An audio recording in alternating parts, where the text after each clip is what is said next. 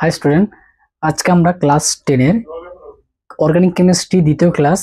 যারা তোমরা প্রথম ক্লাসটি দেখোনি, তোমরা এই ক্লাসের ডেসক্রিপশনে লিঙ্ক দেওয়া আছে, তোমরা দেখে নিও। আজকের ক্লাসে আমরা অর্গানিক কেমিস্ট্রি কিছু গুরুত্বপূর্ণ নেম রিঅ্যাকশন আলোচনা করব, তাই সবাই ভিডিও অবশ্যই দেখবে এবং ভিডিওটি শেষ পর্যন্ত তোমরা মন দিয়ে দেখবে। আশা করি তোমাদের অর্গানিক কেমিস্ট্রির যে রিঅ্যাকশন যে তোমাদের হচ্ছে প্রবলেম থাকতো সেগুলো তোমাদের ক্লিয়ার হয়ে যাবে। এই ক্ষেত্রে আমরা যদি বলি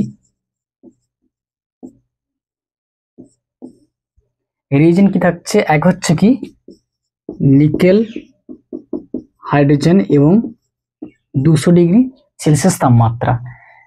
দুয়ে কি থাকছে Al2O3 অর্থাৎ অ্যালুমিনা Al2O3 এবং টেম্পারেচার প্রায় 300 থেকে 350 ডিগ্রি সেলসিয়াস। সেই সঙ্গে গাঢ় H2SO4 এবং হিট। চারে থাকছে কি লেড বেরিলিয়াম সালফেট হাইড্রোজেন, সেই সঙ্গে কুইনোলিন,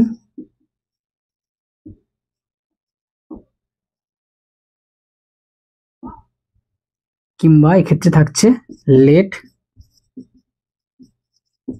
অ্যাসিটেট। পাঁচে কি থাকছে অ্যাকোয়াস কেওইচ।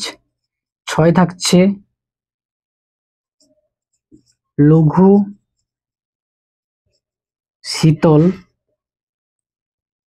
KNO4 অর্থাৎ অক্সিডেশন। 7 নম্বরে কি থাকছে, 7 নম্বরে HNU এবং Cl2। সেই সঙ্গে 8 নম্বরে কি থাকছে বলতো, 8 নম্বরে থাকছে ক্ষেত্রে যে অ্যালকোহলীয়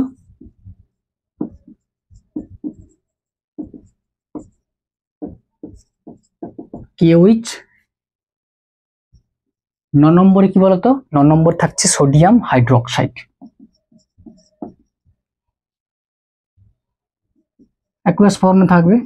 এবং 10 নম্বরে যে রিএজেন্ট থাকছে ক্ষেত্রে তোমরা যে ব্রোমিনেশন রিএজেন্ট Br2CCl4। তাহলে তোমাদের ক্লাস 10 তাহলে যে সমস্ত অর্গানিক কেমিস্ট্রি যে ইম্পর্টেন্ট রিএজেন্ট, তাই 10টি যদি তোমরা রিএজেন্ট করো তার মধ্যে কিন্তু তোমাদের কোশ্চেন সিলেক্ট করা হবে, ঠিক আছে। তাহলে ক্ষেত্রে প্রত্যেকটি রিএজেন্টের যে অ্যাপ্লিকেশন কি হয়, তাহলে এখন আমরা সেই প্রত্যেকটি রিএজেন্টের যে অ্যাপ্লিকেশন এখন করব। ঠিক আছে, 1 নম্বর কি, 1 নম্বর রিঅ্যাকশন যে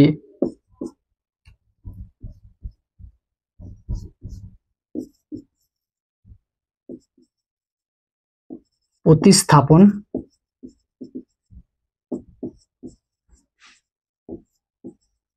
বিক্রিয়া বা বলতে পারি সাবস্টিটিউশন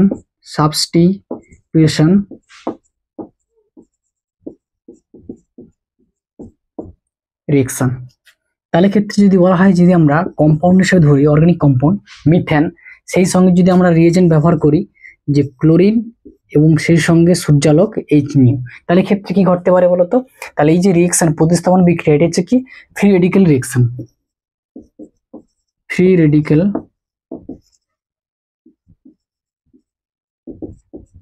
রিঅ্যাকশন অর্থাৎ মুক্তমূলক বিক্রিয়ার মাধ্যমে এই বিক্রিয়াটি সম্পূর্ণ হবে।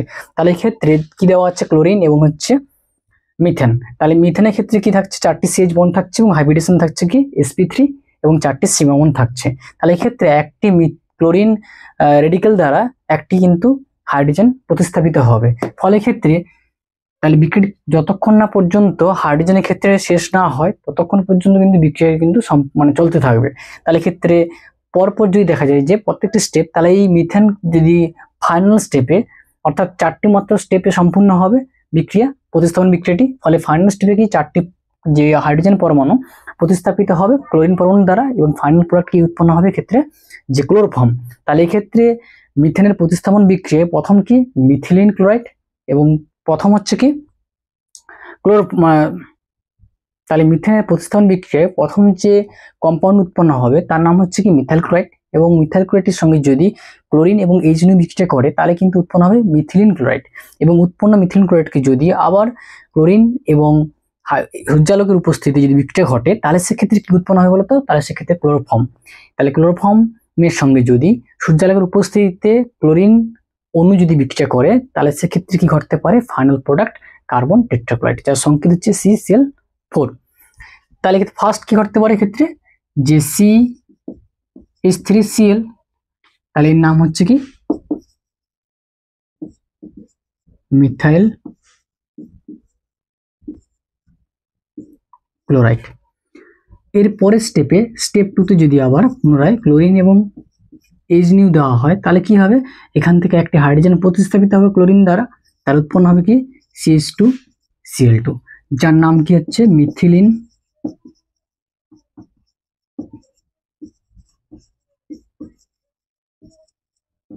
ক্লোরাইড। এর পরের স্টেপে যদি আমরা ক্লোরিন এবং H2 ব্যবহার করি তাহলে সেক্ষেত্রে কি উৎপন্ন হবে, ক্লোরোফর্ম, যার সংকেত CHCl3।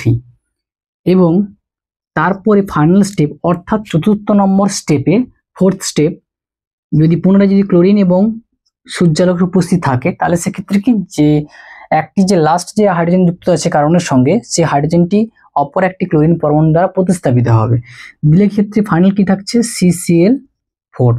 তাহলে ক্ষেত্রে প্রথম হচ্ছে মিথাইল ক্লোরাইড, তারপরে মিথিলিন ক্লোরাইড, তারপরে ক্লোরোফর্ম, এবং ফাইনাল স্টেপে হচ্ছে কার্বন টেট্রাক্লোরাইড, কার্বন টেট্রাক্লোরাইড, আর এর নাম হচ্ছে কি ক্লোরোফর্ম।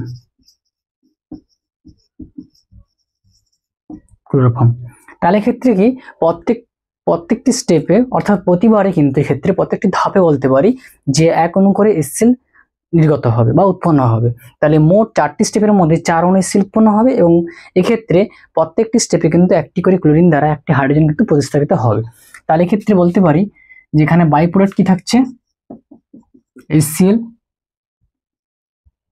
এখানে বাই প্রোডাক্ট HCl, এখানে বাই প্রোডাক্ট HCl, এবং এখানে বাই প্রোডাক্ট হচ্ছে HCl। তাহলে এক্ষেত্রে যে বিক্রিয়াটি যে সম্পূর্ণ হয়েছে তার যদি মেকানিজম আমরা করি কিভাবে সম্পূর্ণ হবে, মেকানিজম, তাহলে ক্লোরিন অণু, তাহলে CCl, তাহলে মেকানিজম করলে আমরা কি পাবো ক্ষেত্রে, যে ক্লোরিন যে অণু আছে, যে দুটি ক্লোরিন পরমাণু সমন্বয়ে যে একটি ক্লোরিন অণু, সূর্যালোকের উপস্থিতি ঘটতে পারে ক্ষেত্রে H2 উপস্থিতিতে রেডিক্যাল ফরমেশন হবে, অর্থাৎ সমবিভাজনের মাধ্যমে হোমোলাইটেশনের মাধ্যমে দুটি হচ্ছে ক্লোরিন রেডিক্যাল উৎপন্ন হবে। তাহলে Cl dot plus Cl dot, তাহলে ক্ষেত্রে উৎপন্ন যে ক্লোরিন রেডিক্যাল তাহলে কি করবে না, মিথেনের মধ্যে যে CH বন্ড আছে সেই বন্ডকে ভেঙে দেবে। তাহলে Cl রেডিক্যাল, তাহলে ক্ষেত্রে এই বন্ডটি যদি ব্রেক করে তাহলে কি হবে, এক্ষেত্রে এই Cl রেডিক্যাল এই হাইড্রোজেনকে তুলে নেবে, দিলে কি পাচ্ছি আমরা CH3 রেডিক্যাল এবং বাই প্রোডাক্ট হচ্ছে HCl। তাহলে CH3 যে রেডিক্যাল আরেক অণুর যে ক্ষেত্রে যে কার্বন, তাহলে আরেক অণুর যে ক্ষেত্রে ক্লোরিন রেডিক্যাল থাকছে তার সঙ্গে বিক্রিয়া করে স্টেপ 3 তে কি পাচ্ছি আমরা, ফাইনাল প্রোডাক্ট মিথাইল ক্লোরাইড। তাহলে এইভাবে এই একটি সিঙ্গেল ইলেকট্রন কার্বনের উপর থাকা সিঙ্গেল ইলেকট্রন যদি এক্ষেত্রে সমযোজী বন্ধন গঠন করে তাহলে ফাইনাল প্রোডাক্ট পাচ্ছি আমরা CCl বন্ড, তাহলে CH3Cl। তাহলে এটি হচ্ছে কি ফার্স্ট স্টেপের মেকানিজম। একই রকম ভাবে তাহলে সেকেন্ড স্টেপে আরেক অণু হাইড্রোজেন কি হচ্ছে ক্ষেত্রে বেরিয়ে যাবে, ফলে হচ্ছে একটি ক্লোরিন পরমাণু এখানে